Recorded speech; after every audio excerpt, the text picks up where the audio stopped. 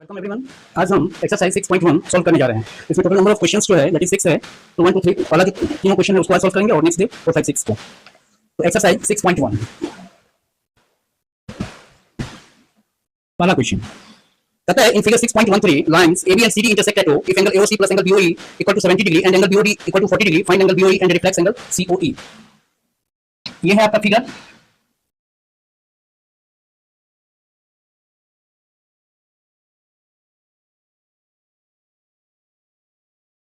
इसमें this point is a, it is O, it is B, it is C, यहाँ D और ये E है। इसमें देखिए कह रहा है जो angle AOC plus angle BOE equal to 70 degree, angle BOD equal to 40 degree. हमको फाइंड आउट करना है angle BOE equal to question and reflex angle COE, reflex angle COE ये हमें फाइंड आउट करना है। तो देखिए AOC एंड BOE ये दोनों मिलके आपका कितना है 70 डिग्री है, BOD आपका 40 डिग्री है, ठीक है। तो BOE आपको फाइंड आउट करना है।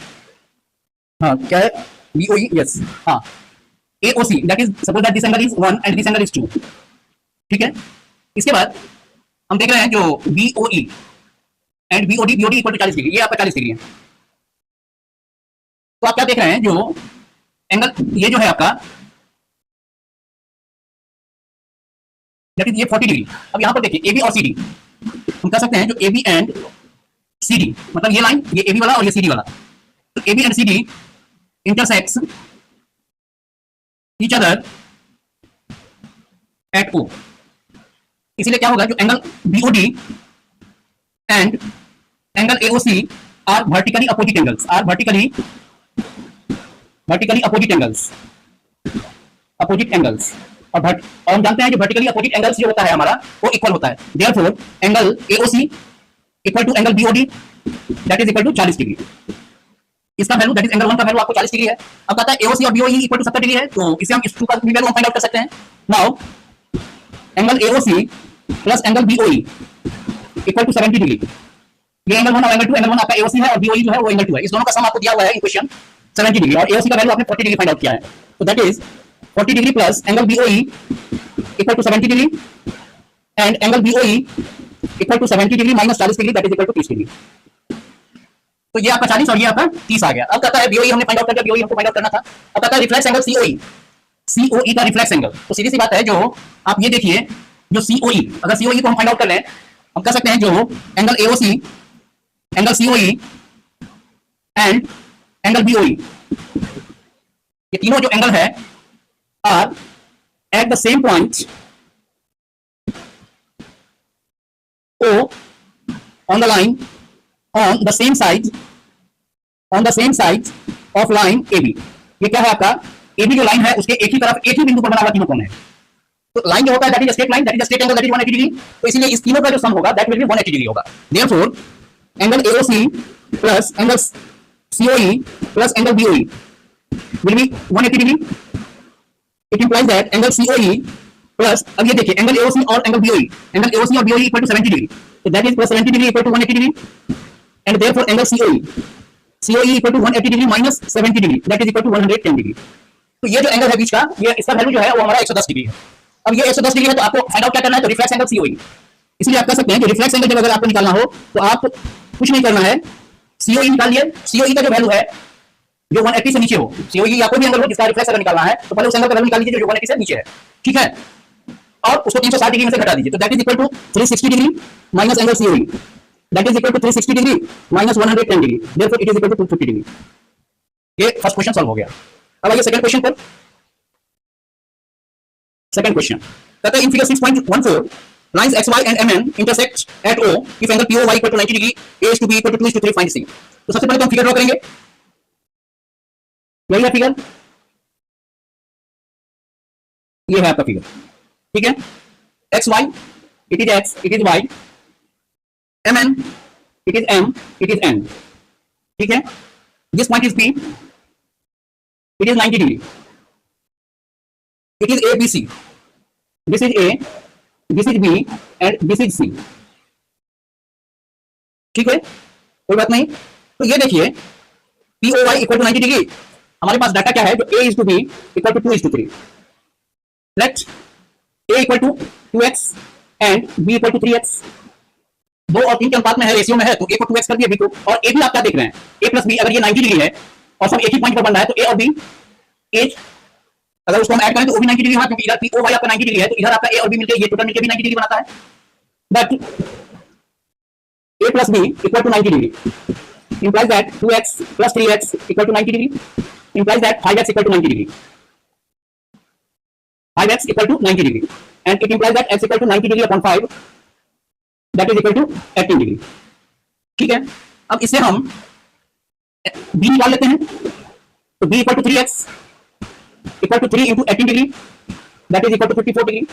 अब देखिए mn is a straight line and angle b and c are linear pair of adjacent angles. mn line है जिसमें ये पॉइंट आपका O है, this point is O, POY equal to आपको 90 डिग्री था, तो हम कहते हैं जो MN is a line, MN is a line, O is a point on MN. अब देखिए ये जो O है XY पर भी है और MN पर भी है, तो हम MN के संदर्भ में ले चल रहे हैं, O is a point on MN and we see that B and C are linear pair of adjacent angles.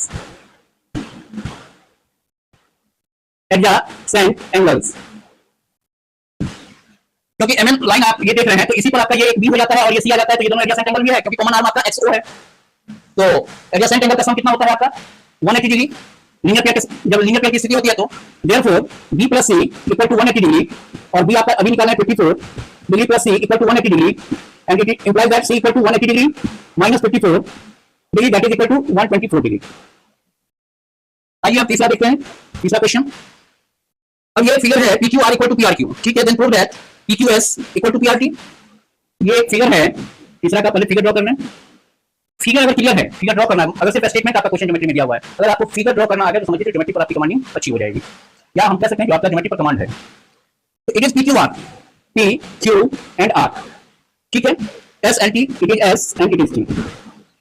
इसमें कहता है PQR इक्वल टू PRQ, ठीक है, हमको सिद्ध करना क्या है, प्रूव करना है PQS इक्वल टू PRT, ठीक है. तो ये देखिए जो आप कह सकते हैं जो एंगल PQS ये एंगल, ठीक है, PQS and PQR, angle PQR are linear pair of adjacent angles. एक ही पॉइंट पर एक ही स्ट्रेट लाइन पर बनना है, एक ही पॉइंट पर एक ही तरफ बनना है, are linear pair of adjacent angles.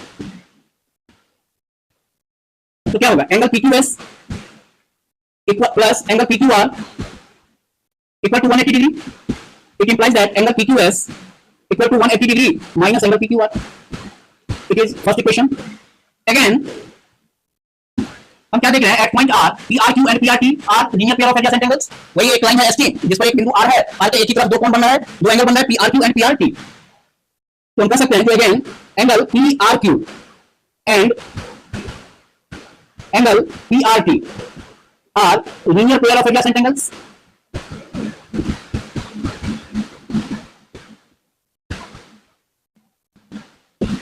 Therefore आपका क्या हो जाएगा, angle PRT plus angle PRQ equal to 180 degree, या फिर आप angle PRT equal to 180 degree minus PRQ.